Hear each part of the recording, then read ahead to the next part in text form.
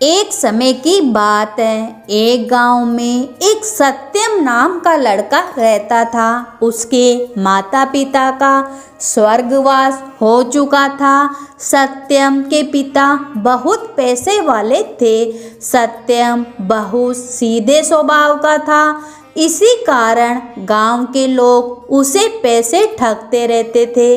वे बेचारा सभी की मदद करता रहता था। एक दिन उसके घर एक गरीब बुढ़िया माई आई। माँ जी, आप कौन हो? बेटा, मैं बहुत दूर से आई हूँ। मैंने तुम्हारा बहुत नाम सुना है कि तुम लोगों की मदद करते हो। मेरी भी मदद कर दो। हाँ माँ जी, बताइए आपको क्या परेशानी है?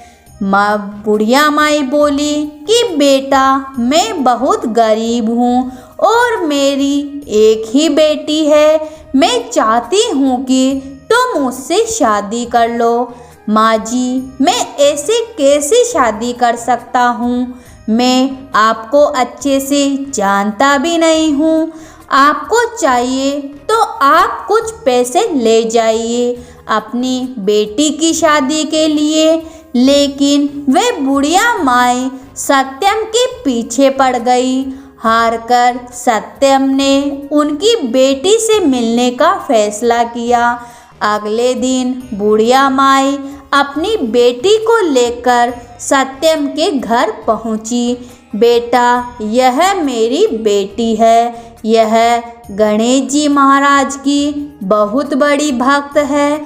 सत्यम ने देखा प्रिया के हाथ में एक छोटी सी गणेश जी महाराज की मूर्ति थी। बेटा, यह गणपति जी को हमेशा अपने साथ रखती है। सत्यम को प्रिया पसंद आ गई और उसने शादी के लिए हाँ कर दी। शादी के बाद प्रिया ने पूरा घर संभाल लिया और सत्यम के काम काज में भी मदद करने लगी। प्रिया सुबह उठकर गणेश जी महाराज की पूजा पाठ करती। कुछ ही दिनों में गणेश जी महाराज की कृपा से उसके घर में सब कुछ हो गया। कुछ दिनों के बाद सत्यम भी गणेश जी महाराज की पूजा पाठ करने लगा। एक दिन सत्यम के पास एक किसान आया। भैया सत्यम, मेरी फसल बाढ़ में बर्बाद हो गई। घर में खाने के लिए कुछ भी नहीं है। मेरी कुछ मदद कर दो।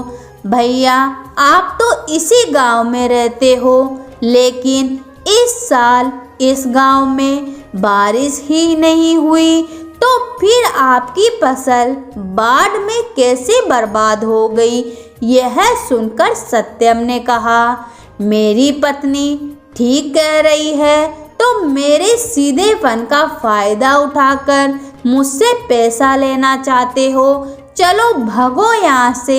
यह सुनकर किसान चुपचाप चला जाता है। आप बहुत सीधे हो, इसलिए सब आपका फायदा उठाते हैं। आगे से जो भी आएगा मैं उससे बात करूंगी, ऐसा प्रिया ने सत्यम को कहा। अगले दिन सुबह सुबह एक नौजवान सत्यम के घर आया। अरे, कोई घर में है? मैंने सुना है यहाँ सबकी पुकार सुनी जाती है। कौन हो भाई? क्या चाहिए आपको? मैं पास के गणेश जी मंदिर से आया हूँ। हम लोग मंदिर में खीर का भोग लगाकर पूरे गांव में बांटना चाहते हैं। तुम भी कुछ सहयोग करो। अरे, ये तो बहुत पुण्य का काम है। मैं अभी पैसे दे देता हूँ। सत्यम प्रिया को बुलाता है। आप तो किसी की भी बातों में आ जाते हो। भैया, कहाँ है भंडारा? कौन से मंदिर में है? यही पास ही के मंदिर में है। परसों आप आकर स्वयं देख लेना। ठीक है, हम पैसे नहीं देंगे। उसी दिन सुबह दूध और चावल भिजवा देंगे, लेकिन हमें तो कल ही सारा इंतजाम करना है। यदि आप कल भेजवा दे तो ठीक रहेगा। कल क्यों, भंडारा तो परसों है, हम तो उसी दिन देंगे सारा सामान। ठीक है, जैसी आपकी मर्जी।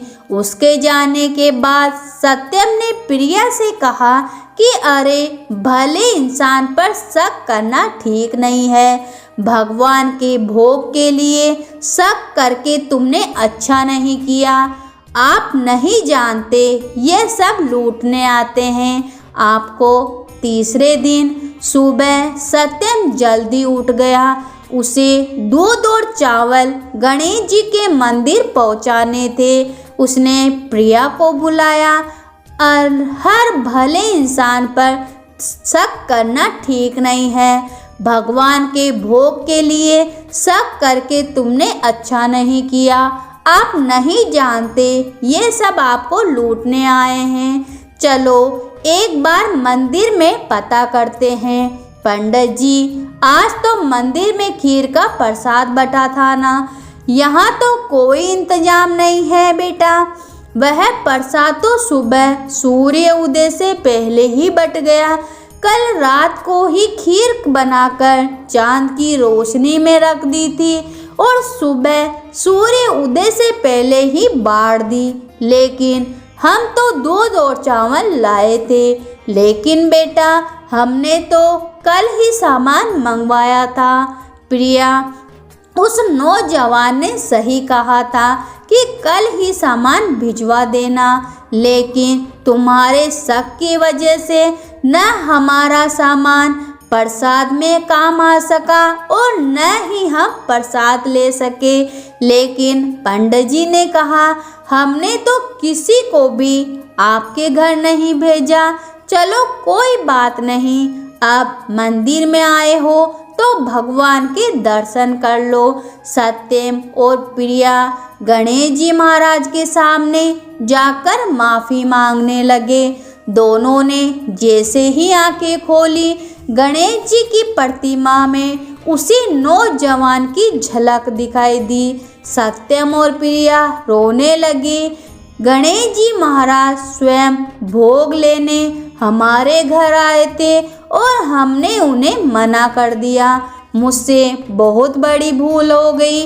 मैं इनकी इतनी पूजा पाठ करती हूँ और वे हमारे घर आए और मैं उन्हें पहचान न सकी। ऐसा कहकर प्रिया और सत्यम दोनों गणेश जी महाराज के चरणों में गिर गए। गणेश जी महाराज उनकी भावना से प्रसन्न हो गए और उन्हें अपने मनवांछित फल दिया। हे गणेश जी महाराज, जैसा आपने उन पर कृपा करी, उनकी मनोकामना पूरी करी, वैसे सबकी करना। कहानी सुनने वाले, हुकारा भरने वाले सबकी मनोकामनाएं पूरी करना। तो बोलो गणेश जी महाराज की जय हो।